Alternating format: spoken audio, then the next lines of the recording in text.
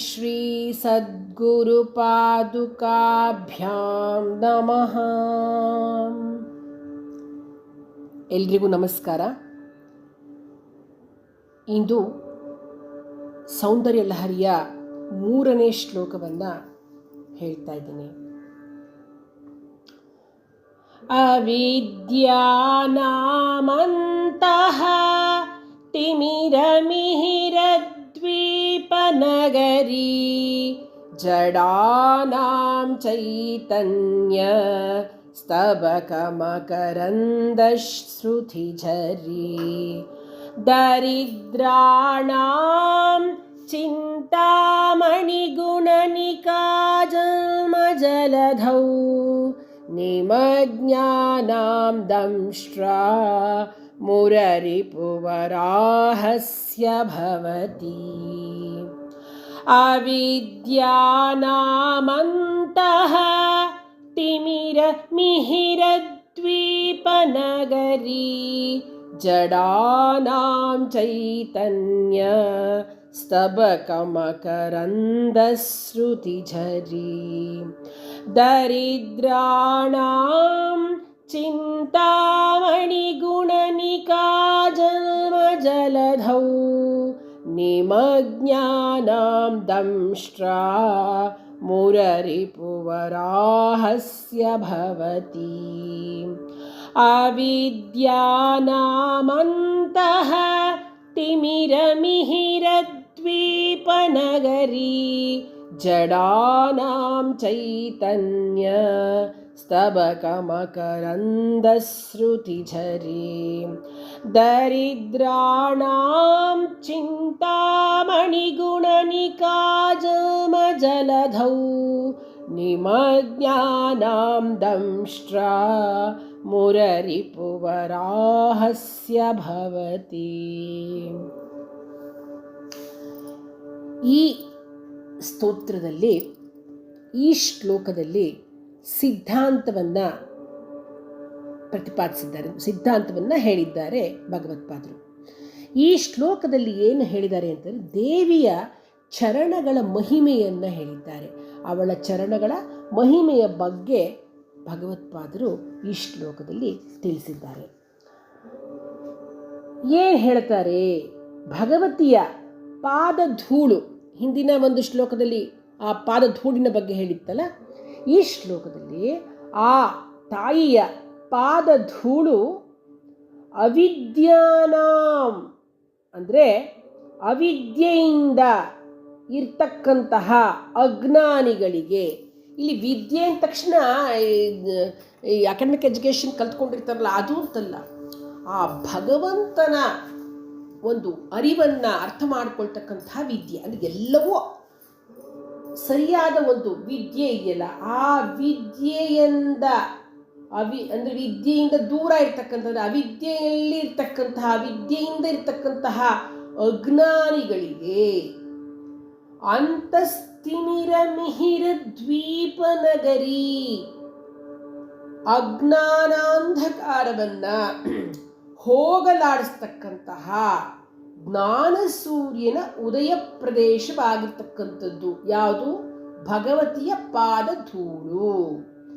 ಭಗವತಿಯ ಪಾದಧೂಳು ಅವಿದ್ಯೆಯಿಂದ ಇರ್ತಕ್ಕಂತಹ ಅಜ್ಞಾನಿಗಳಿಗೆ, ವಿದ್ಯಾಹೀನರಿಗೆ ಅವರ ಅಜ್ಞಾನವನ್ನು ಹೋಗಲಾಡಿಸ್ತಕ್ಕಂತಹ ಜ್ಞಾನ ಸೂರ್ಯನ ಉದಯ ಪ್ರದೇಶವಾಗಿರ್ತಕ್ಕಂಥದ್ದು.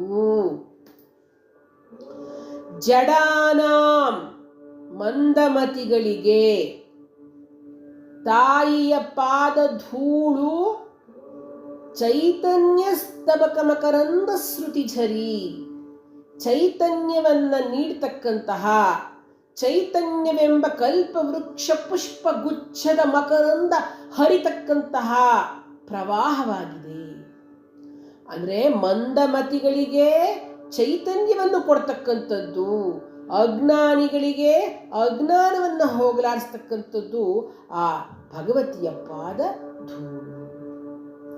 ದರಿದ್ರಾಣಾಂ, ದರಿದ್ರ ಅಂದರೆ ಬಡವ, ಎಲ್ಲ ಸಂಪತ್ತಿಗಿಂತ ಮಿಗಿಲಾದ ಸಂಪತ್ತು ಅಂದರೆ ಯಾವುದು? ಜ್ಞಾನ ಸಂಪತ್ತು ಅಂತ ಗೀತೆಯಲ್ಲಿ ಹೇಳಿದ್ದಾರೆ. ಅಂದರೆ ಜ್ಞಾನದ ಬಡತನದಷ್ಟು ದರಿದ್ರತೆ ಮತ್ತೊಂದಿಲ್ಲ ನೋಡಿ.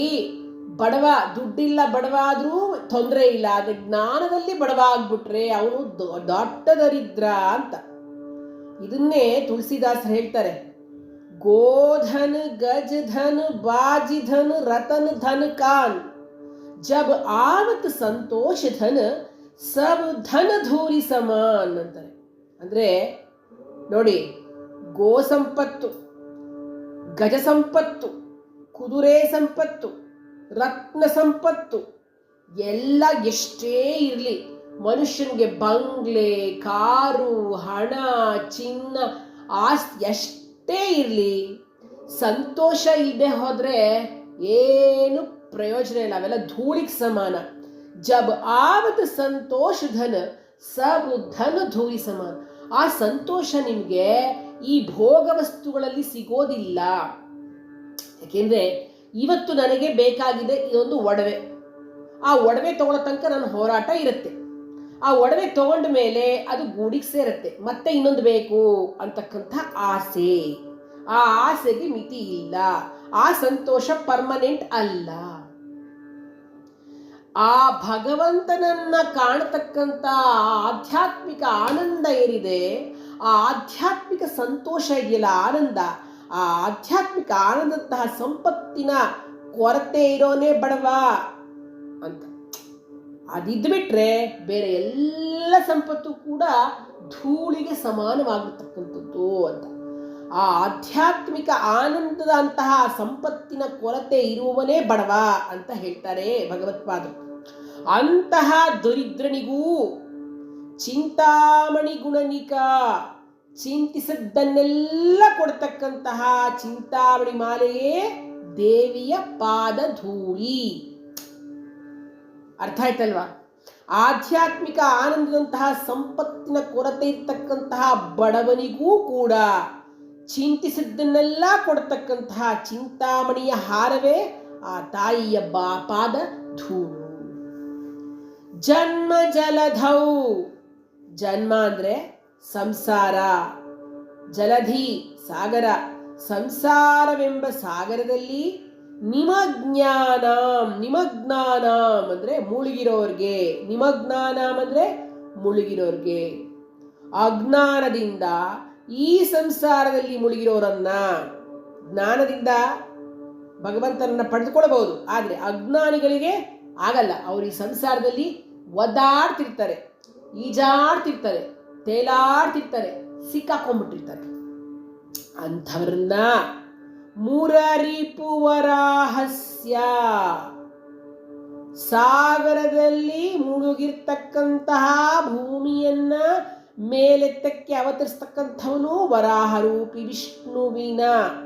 ಮುರರಿಪು ವರಾಹಸ್ಯ, ವರಾಹ ರೂಪವಾಗಿರ್ತಕ್ಕಂತಹ ವಿಷ್ಣುವಿನ ದಂಷ್ಟ್ರ, ಕೋರೆ ದಾಡೆಗೆ ಸಮಾನವಾಗಿ ಉದ್ಧಾರಕವಾಗುತ್ತದೆ. ಹೇಗೆ ಭಗವಾನ್ ವಿಷ್ಣು ವರಾಹ ರೂಪವನ್ನು ತಾಳಿ ಭೂಮಿಯನ್ನ ಎತ್ತಿದನೋ, ಅವನ ಕೋರೆ ದಾಡಿಗೆ ಸಮಾನವಾಗಿ ಅಜ್ಞಾನಿಯನ್ನ ಉದ್ಧಾರ ಮಾಡತಕ್ಕಂಥದ್ದು ದೇವಿಯ ಪಾದ ಧೂಳು ಅಂತಕ್ಕಂಥ ಧೂಳಿ ಅಂತಕ್ಕಂಥದ್ದನ್ನ ಭಗವತ್ ಪಾದರು ಹೇಳ್ತಾ ಇದ್ದಾರೆ. ಎಷ್ಟು ಚೆನ್ನಾಗಿದೆ ನೋಡಿ. ಅಂದರೆ ಆ ತಾಯಿಯ ಪಾದ ಧೂಳಿಯು ಅರಿವೆಂಬ ಸಂಪತ್ತನ್ನು ಕೊಡುತ್ತೆ, ಜ್ಞಾನವೆಂಬ ಸಂಪತ್ತನ್ನು ಕೊಡುತ್ತೆ, ಆಧ್ಯಾತ್ಮಿಕ ಜ್ಞಾನವಂತಹ ಆನಂದವನ್ನು ಕೊಡ್ತಕ್ಕಂಥದ್ದನ್ನು ಮಾಡುತ್ತೆ, ನಮಗೆ ಚುರುಕು ಬುದ್ಧಿಯನ್ನು ಕೊಡ್ತಕ್ಕಂಥದ್ದು, ನಮಗೆ ಯೋಗ್ಯ ಬಯಕೆಗಳನ್ನು ಈಡೇರಿಸ್ತಕ್ಕಂಥದ್ದು, ಸಂಸಾರದಲ್ಲಿ ಇದ್ರೂ ಕೂಡ ಅದಕ್ಕೆ ಅಂಟಿಕೊಳ್ಳದಂತೆ ರಕ್ಷಿಸ್ತಕ್ಕಂಥದ್ದು. ಅಂದರೆ ಪದ್ಮಪತ್ರ ಮೀಮಾಂಭಸಿ ಇದ್ರೂ ಕೂಡ ಕಮಲದೆಲೆ ಹೇಗೆ ಕೆಸರಿನಲ್ಲಿದ್ರೂ ಕೂಡ ಅದಕ್ಕೆ ಅಂಟ್ಕೊಂಡಿದ್ದ ಹಾಗಿರುತ್ತೆ, ಆ ನೀರು ಅಂಟ್ಕೊಂಡಿದ್ದ ಹಾಗಿರುತ್ತೆ, ನೀರಿನ ಹನಿಗಳು ಆ ಪತ್ರಕ್ಕೆ ಅಂದರೆ ಕಮಲದ ಎಲೆಗೆ ಅಂಟಿಕೊಳ್ಳೋದಿಲ್ವೋ ಹಾಗೆ ಸಂಸಾರದಲ್ಲಿ ಇದ್ರೂ ಕೂಡ ಅದಕ್ಕೆ ಅಂಟಿಕೊಳ್ಳದಂತೆ ರಕ್ಷಿಸ್ತಕ್ಕಂಥದ್ದೇ ಆ ತಾಯಿಯ ಪಾದಧೂಳಿ. ಜ್ಞಾನವೆಂಬ ಸಂಪತ್ತನ್ನು ಹೊಂದಿ ಶ್ರೀಮಂತನಾಗಬೇಕು ಅಂತಿದ್ದರೆ, ಜ್ಞಾನ ಸಂಪತ್ತನ್ನು ಯಾರು ಶ್ರೀಮಂತರಾಗಬೇಕು ಅಂತ ಇದ್ದರೆ ದೇವಿಯ ಚರಣಾರವಿಂದಗಳಲ್ಲಿ ಶರಣಾಗಿ ಅಂತ ಶ್ರೀ ಶಂಕರರು ಸೌಂದರ್ಯ ಲಹರಿಯ ತೃತೀಯ ಪುಷ್ಪವನ್ನು ತಾಯಿಗೆ ಸಮರ್ಪಿಸ್ತಾ ಇದ್ದಾರೆ. ಎಷ್ಟು ಚೆನ್ನಾಗಿದೆ ನೋಡಿ. ಈ ಸ್ತೋತ್ರವನ್ನು, ಈ ಶ್ಲೋಕವನ್ನು ಯಾರು ಬೇಕಾದರೆ ಜ್ಞಾನ ಸಂಪತ್ತಿಗಾಗಿ ಬಳಸ್ಕೊಳ್ಬಹುದು. ಇನ್ನು ಮಕ್ಕಳುಗಳಿಗೆ ಓದೋಕ್ಕೆ ಇಂಟ್ರೆಸ್ಟ್ ಅಂದರೆ ಕಾನ್ಸಂಟ್ರೇಷನ್ ಇರೋದಿಲ್ಲ, ಮಂದತ್ವ ಇರುತ್ತೆ. ಕೆಲವು ಮಕ್ಕಳಿಗೆ ಓದೋಕ್ಕೆ ಏನೋ ಮನಸ್ಸೇ ಬರೋದಿಲ್ಲ. ಇನ್ನು ಕೆಲವು ಮಕ್ಕಳು ಎಷ್ಟೇ ಓದಿದ್ರು ತಲೆಗೆ ಹೋಗಲ್ಲ. ಇನ್ನು ಕೆಲವು ಮಕ್ಕಳಿಗೆ ಚೆನ್ನಾಗಿ ಓದಿದ್ರು ಜ್ಞಾಪಕದಲ್ಲೇ ಇರೋದಿಲ್ಲ, ಜ್ಞಾಪಕ ಶಕ್ತಿಯ ಕೊರತೆ ಇರುತ್ತೆ. ಅಂಥ ಎಲ್ಲರೂ ಕೂಡ ಈ ಶ್ಲೋಕವನ್ನು ಆ ತಾಯಿಯ ಫೋಟೋ ಮುಂದೆ ದೀಪ ಹಚ್ಚಿ 28 ಬಾರಿ ಪ್ರತಿನಿತ್ಯ ಪಠಿಸ್ತಾ ಬಂದರೆ, ಅರ್ಥವನ್ನೂ ಮಾಡಿಕೊಂಡು ಪಠಿಸ್ತಾ ಬಂದುಬಿಟ್ರಂತೂ ಖಂಡಿತವಾಗಿ ಅವರಿಗೆ ಮೆಮೊರಿ ಪವರು ಇನ್ಕ್ರೀಸ್ ಆಗುತ್ತೆ. 100% ಇನ್ಕ್ರೀಸ್ ಆಗುತ್ತೆ. ಆ ತಾಯಿ ಅವರಿಗೆ ಅಷ್ಟು ಶಕ್ತಿಯನ್ನು ಕೊಡ್ತಾಳೆ.